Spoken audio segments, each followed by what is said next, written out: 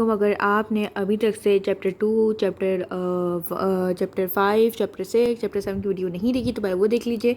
और अभी हम शुरू करने वाले हैं चैप्टर 8। तो वो कह रहे हैं determine the order of reaction. उसने बोला क्या ऑर्डर ऑफ रिएक्शन हमें बताओ। वो कह रहा अगर A+B बन रहा है प्रोडक्ट और उसने हमें ये टेबल बना के दे दिया, इसको देखते हैं कैसे। पहले हम ये देखेंगे, इसने ये देखो A मोल पर डिस्काउंट इस तरीके से पूरा टेबल बना के दे। पहले हम देखेंगे दोनों में सेम किस में सेम, तो यहाँ पर भी 0.1 है, यहाँ पर 0.1 है। अब हम देखेंगे डिफरेंट किस में। अब इसमें 0.1 इसको हम कंपेयर करके नहीं करेंगे, तो हम ये करेंगे अच्छा A+B प्रोडक्ट हम लिखेंगे find order of reaction respect to A। अगर नहीं लिखो तब भी मसला कोई नहीं है।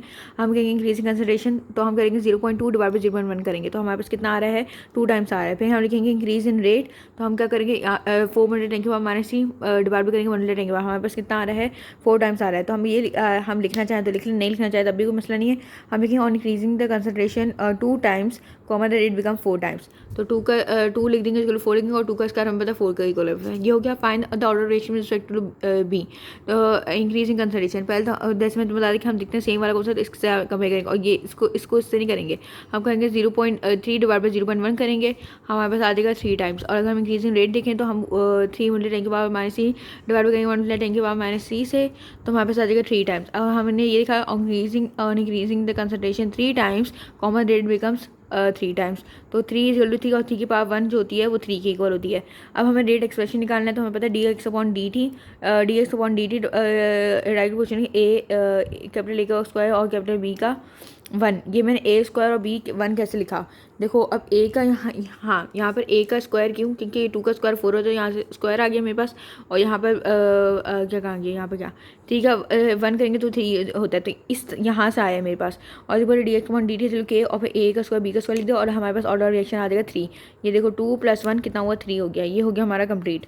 इसी तरह एक और इंतहाई इस आसान क्वेश्चन में हमारे पास आ गया है, तो उसमें बोला है determine the order of reaction. हमें ऑर्डर ऑफ रिएक्शन बताओ A+B बन रहा है प्रोडक्ट, सही है। पहले हम देखेंगे दोनों में सेम किस में, मैं बल्कि इधर करवाती हूँ स्टफ।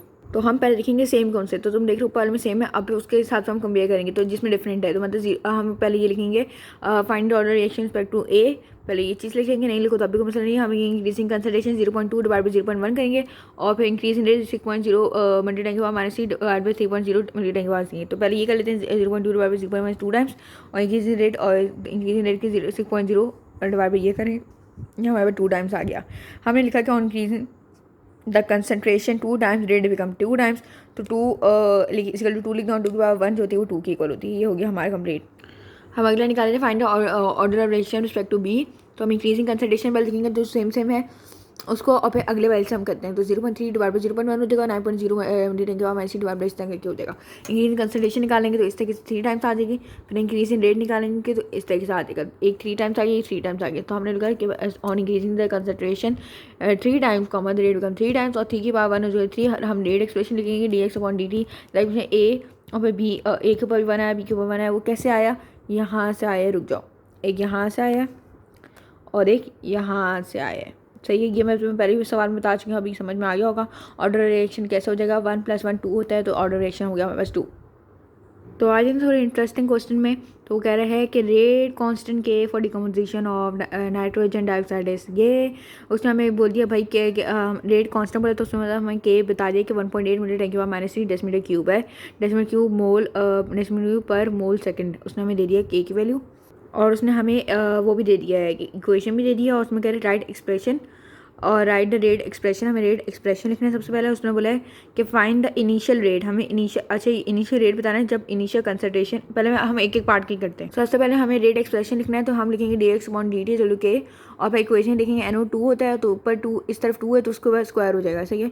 dx/dt ऐसे लिख देंगे हमने, क्योंकि हमें रेट एक्सप्रेशन निकालना है। और फिर 1.8 मल्टी 10 के पावर माइनस C और फिर मल्टीप्लाई करेंगे 0.75 का स्क्वायर, क्योंकि उसने 0.75 दिया था हमें। और उसके बाद हमारे पास अब ये मैं बल्कि दूसरा पार्ट करवा रही हूँ, रुक जाओ, मैं दूसरा क्वेश्चन करवा रही हूँ, रुक जाओ। तो पहले पूरा क्वेश्चन ही देख लेते हैं। तो रेट एक्सप्रेशन सिंपल क्या होता है कि मैंने तरीका लिखना है, मतलब कि हमें सिर्फ ये इतनी चीज़ लिखनी है, हाँ इतनी, ये इतनी लिखनी है ऊपर वाली चीज़। तो ये हमारा तरीका हो गया और ये हो गया रेट एक्सप्रेशन। अब ये जो है हम सॉल्व करने के लिए कर रहे हैं जो उसने हमें चीज़ें दी थी। तो अब इस तरह आ जाते हैं, वो कह रहे हैं कि फाइंड द इनिशियल रेट, हमें रेट बताना है, मतलब हमें बताना है dx/dt बताना है हमें, कि अगर क्या हो इनिशियल कंसंट्रेशन ऑफ NO2 की जो कंसंट्रेशन है वो 0.75 मोल पर डेसीमीटर क्यूब हो जाए तब हमें कंसंट्रेशन बतानी है। सही, हाँ, कंसंट्रेशन 0.75 हो जाओ तब हमें बताना है रेट, हाँ रेट बताना है, dx/dt बताना है, मतलब रुक जाओ। तो फिर हम इस तरीके से कर लेंगे dx/dt, और हमें के ऊपर दिया था और हमें 0.75 हमें मिल गया इनिशियल कंसंट्रेशन, उसको स्क्वायर करके ये हमारे पास आंसर आ जाएगा।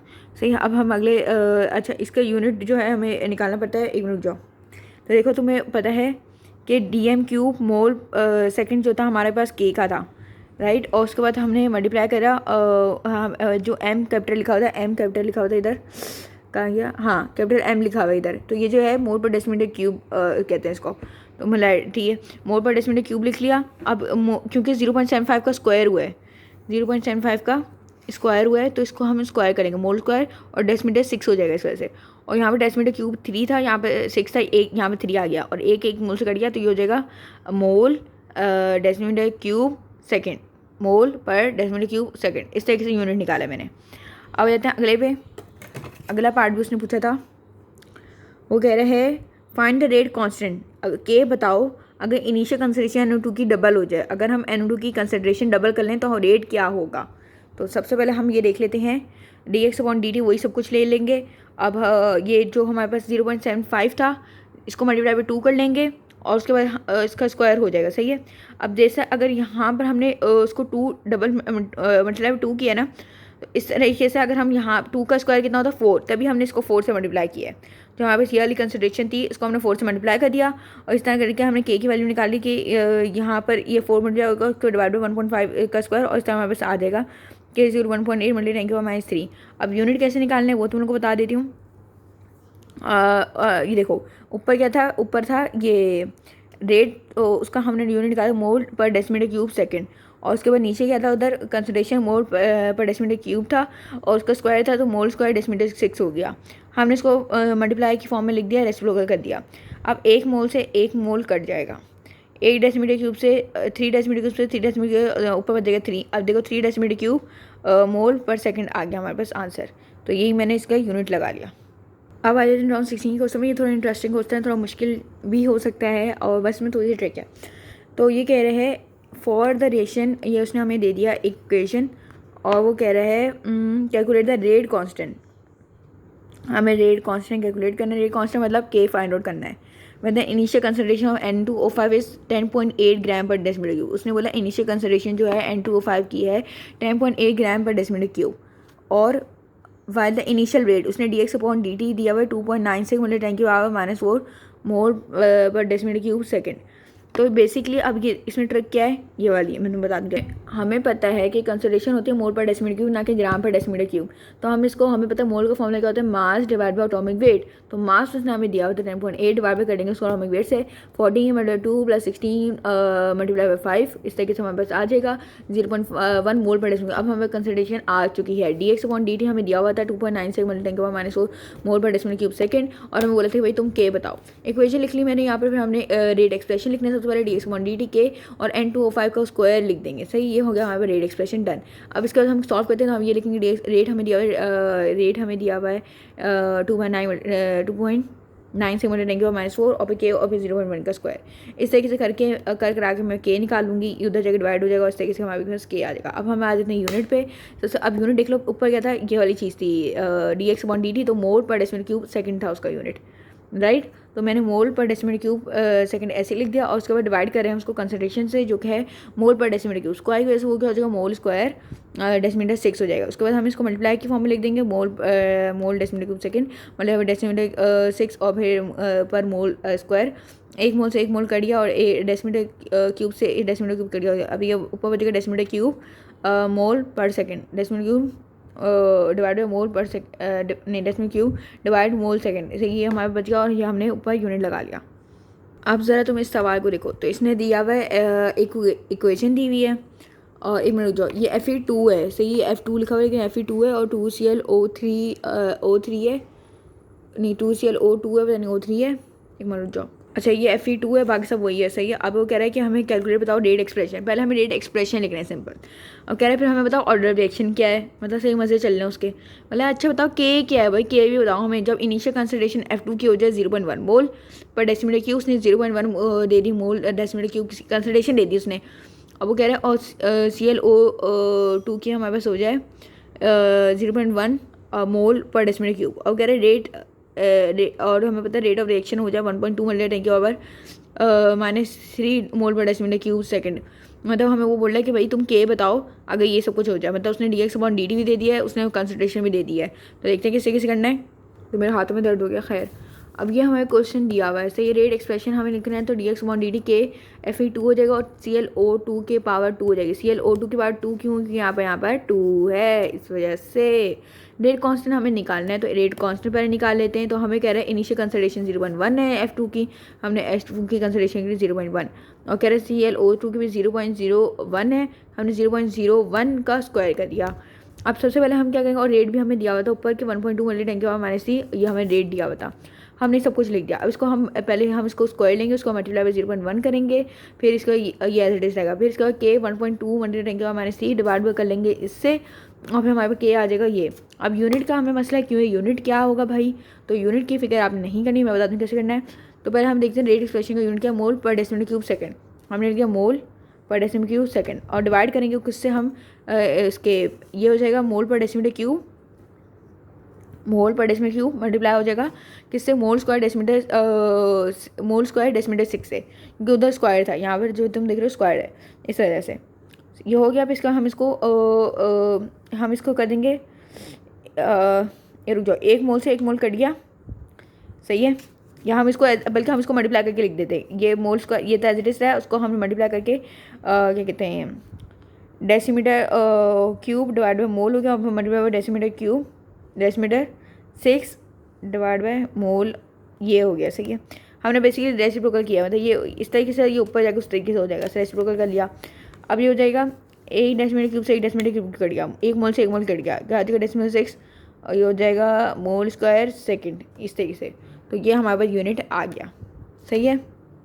अच्छा एक और उसने पार्ट बोलता है order of reaction. Order of reaction निकालना कोई इतना मुश्किल काम नहीं है, यही तुम्हें बस ऊपर वाली चीज़ देखनी है और इसके हिसाब से तुम निकालोगे। जैसे यहाँ पर ऑर्डर ऑफ रिएक्शन निकाली, मैंने दोबारा से यही चीज़ लिख दी।